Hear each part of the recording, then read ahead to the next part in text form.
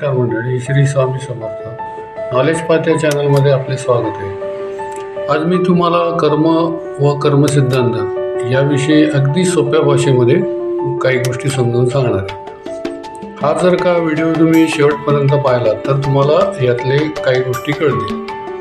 आता आपण रेग्युलर व्हिडिओला सुरुवात करूया. आता कर्म म्हणजे काय हे जाणून घेणं खूप महत्त्वाचं आहे. कर्म म्हणजे आपण जे वर्तमानामध्ये जे करत असतो, भूतकाळामध्ये ज्या गोष्टी आपण केलेल्या आहेत, वर्तमानामध्ये जे आपण आत्ता करत आहोत आणि भविष्यामध्ये जे करणार आहोत याला आपण कर्म म्हणतो. आता कर्म म्हणजे काय तर बाबा, आता आपण एखादी गोष्ट केली की बाबा मी जेवण केलं, हे कर्म केलं, तर त्याचं काय हे आहे, पावती म्हणजे काय की आपलं पोट भागतं, आपलं पोट भरतं. हे कर्म आणि त्याची व्याप्ती, त्याची मिळणारी पावती, असं साधारणतः आहे. ही अगदी सोपी गोष्ट आहे. आता आपण कर्म, आता एखादी कर्म करतो की आपण, आपल्याला मूलबाळ असलं तर आपण त्याच्यासाठी काही गोष्टी पैसे साठवत असतो, ते आपण कर्म करत असतो. पण त्याची पावती कुठं मिळणार असते आपल्याला, तर मुलाबाळांच्या शिक्षणाच्या वेळेला आपल्याला ते आपल्याला मिळणार असतं, त्याचा फायदा आपल्याला तिथं मिळणार असतो. हे कर्म आहे.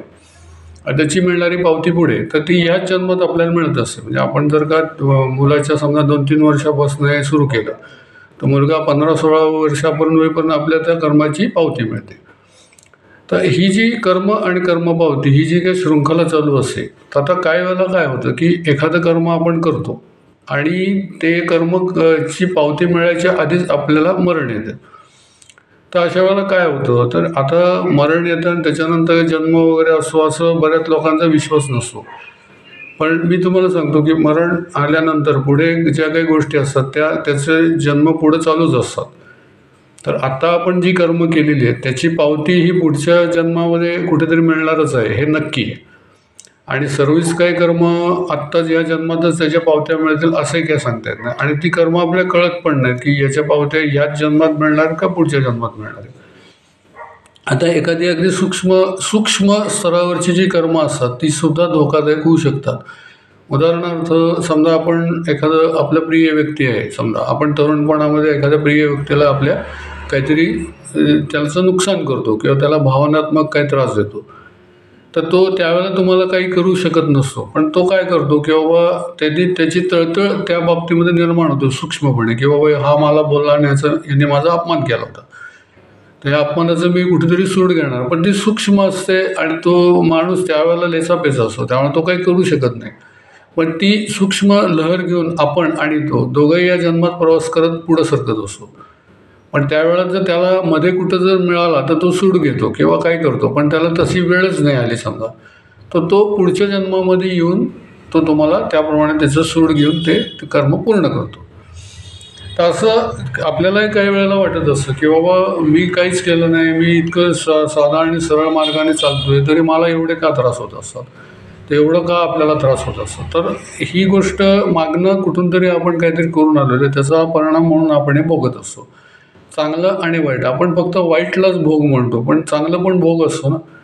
एखाद्या वेळेला जर एखादा माणूस करोडपती ह्याच्यामध्ये जन्माला येतो तर तो काहीतरी भाग्य घेऊन येत असतो, पण त्याच वेळेला तो कुठलं तरी रोगराई पण घेऊन येत असतो. कारण ज्या ठिकाणी लक्ष्मी भरपूर असते त्या ठिकाणी काहीतरी तिथं विशुद्धीसाठी काहीतरी प्रयत्न करावे लागतात, कारण एवढी एकदम संपत्ती एका माणसाच्या ह्याच्यात येऊ शकत नाही. पण अशा काही गोष्टी आहेत. तर आता समजा काही गोष्टी की एखादा माणूस गरीबच जन्माला येतो, गरीब घरातच जन्माला येतो, मग ते त्याचं प्रारब्ध आहे, त्यांनी काय केलं आहे, पण तरी त्याला काही वेळेला भीक मागायला लागते किंवा काय खूप प्रॉब्लेम येतात वगैरे वगैरे. तर हे सगळं त्याच्या मागच्या जन्मातली जी काही पावत्या राहिलेल्या आहेत त्या सगळ्या त्याला आत्ता मिळत असतात.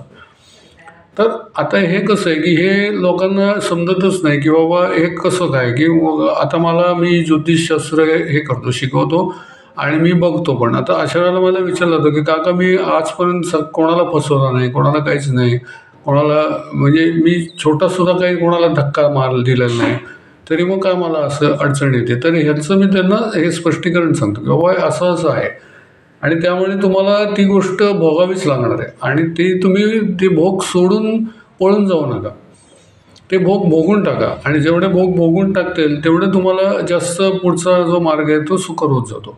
काही लोक काय करतात की बाबा भोग आहे, मग ते हे करू नये, मग सुटका, मग काहीतरी बायपास करतात, हे करतात आणि तो त्यातनं भोग निघून जातात. पण तसं करू नये कधी.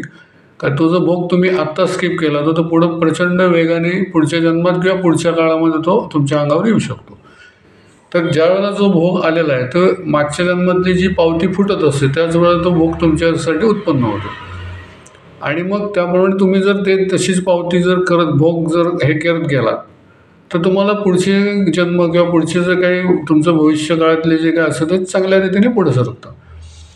आता ही गोष्ट कशी असते की काही वेळेला मग रोगराई येतात, काही वेळेला विचित्र काही अर्थार्जनासंबंधी काही प्रॉब्लेम येतात, काही वेळेला अपमृत्यू येत जातात, अशा काही गोष्टी घडत असतात. तर ते बऱ्याच वेळेला लक्षात येत नाही की बाबा हे असं का होते. तर हे मागील जन्मातले जे काही रिपल्केशन आहेत हे पुढच्या जन्मामध्ये येत असतात. आता हे जन्म जो मानतोय त्या गोष्टीसाठी ही गोष्ट लागू होते. जो मानतच नाही की बाबा नाही मागचे जन्म वगैरे काहीच नसतं, पुढचाही काही नसतो, इथं मेलो की संपलं, असे जे मानणारे त्यांना या गोष्टीची क्लृप्ती कधीच येणार नाही किंवा याचं उत्तर कधीच मिळणार नाही, कारण बेसिकच गोष्ट ते मानत नाहीत. त्याच्यामुळे ही जर गोष्टी तुम्ही जर मानल्या तर त्याचा नक्कीच तुम्हाला फायदा होत जाईल. आणि तुम्ही जर कधी भोगून संपवले, आता माझ्याकडे जे लोक येतात तर ते त्यांच्यासाठी मी काही जप देतो, काही आराधना देतो, काही पूजा सांगतो वगैरे वगैरे. तर ते काय त्यांच्या प्रारब्ध बदलावं म्हणून नसतं सांगत. प्रारब्ध भोगण्यासाठी त्या जपातनं त्या पूजेमधनं शक्ती मिळत असते आणि ती शक्ती घेऊन तो ते प्रारब्ध भोगून पूर्ण करतो आणि मग पुढच्या मोक्षगतीकडे जातो. आता ते जर का प्रारब्ध मी चेंज करतो वगैरे असं कोणी जर सांगत असतं तर हे चुकीची संकल्पना आहे. प्रारब्ध कोणी कोणाचंही चेंज करू शकत नाही किंवा कोणाच्याही कर्मामध्ये कोणीही जाऊ शकत नाही, हा त्याचा नियम आहे. मी केलेलं कर्म मलाच भोगायचं, ते मी केलेलं कर्म दुसऱ्याला भोगायचं नाही. हा काही कंपनी म्हणून काही वेळेला भोगावं लागतं. आता मी केलेलं कर्म आहे, समजा माझी बायको आहे किंवा मुलं बाळ आहेत, तर ते फक्त कंपनी म्हणून मला त्यांना थोडंसं भोगावं लागतं. पण जे कर्म मी केले त्याचं सर्वात जास्त भोग 80% भोग मलाच असतो आणि 20% भोग त्यांना असतो. तर ही प्रत्येकाने जर का लक्षात घेतली गोष्ट की बाबा मी जे कर्म करतोय ह्याची पावती मिळणार आहे नक्की आणि त्याचा भोग मला भोगायलाच लागणार आहे, तर त्या दृष्टीने जर आपण विचार केला तर वाईट कर्म आपण करणार नाही. काही वेळेला आपण चोरी करतो, कोणाला फसवतो, काही काही गडबडी करत असतो किंवा आपल्याला वाटतं मी याला चोरू नाही केलं, मी याला बघ कसं फसवलं, त्याला न कळता मी केलं, हे आपल्याला वाटत असतं, त्याला न कळता. त्याला कळत नाही, तो चित्रगुप्त जो वरती जी नियती ही सगळं बघत असते आणि त्याचं फळ तुम्हाला बरोबर मिळत असतो. मांजराने किती डोळे मिटून दूध प्यायलं तरी जग त्याला बघत असतं ना. त्याच्यामुळे जर प्रत्येकाने जर विचार केला असा की नाही बाबा मी कर्म करताना साक्षी तो सूर्य आहे आणि साक्षी तो चित्रगुप्त आहे आणि त्याप्रमाणे जर मी कर्म करत गेलो तर कर्म चुकायला बरंचसं हे कमी होतं. आता काही गोष्ट प्रारब्ध गतीमुळे ती कर्म चुकत जातात की मागच्या जन्मातला जो शाप असतो किंवा काही प्रॉब्लेम असतात तर त्यावेळे ते चुकू शकतं. पण त्याला सुधारणा करण्यासाठी परमेश्वराने आपल्याला मनुष्याचा जन्म दिला आहे आणि ती सुधारणा करून जर आपण पुढं सरकलो तर या जन्मामध्ये चांगल्यापैकी आपल्याला हे मिळू शकतं. आता ह्या व्हिडिओविषयी तुम्हाला जर काही वाटत असेल तर मी कमेंट बॉक्समध्ये मला सांगा, याबद्दल तुम्हाला आणखीन काही माहिती पाहिजे असेल तर.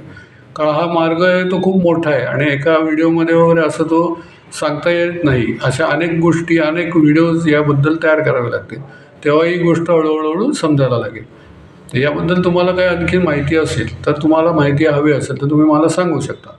हा व्हिडिओ जर तुम्हाला आवडला असेल तर माझ्या व्हिडिओला लाईक करा आणि माझ्या चॅनलला सबस्क्राईब करा. धन्यवाद.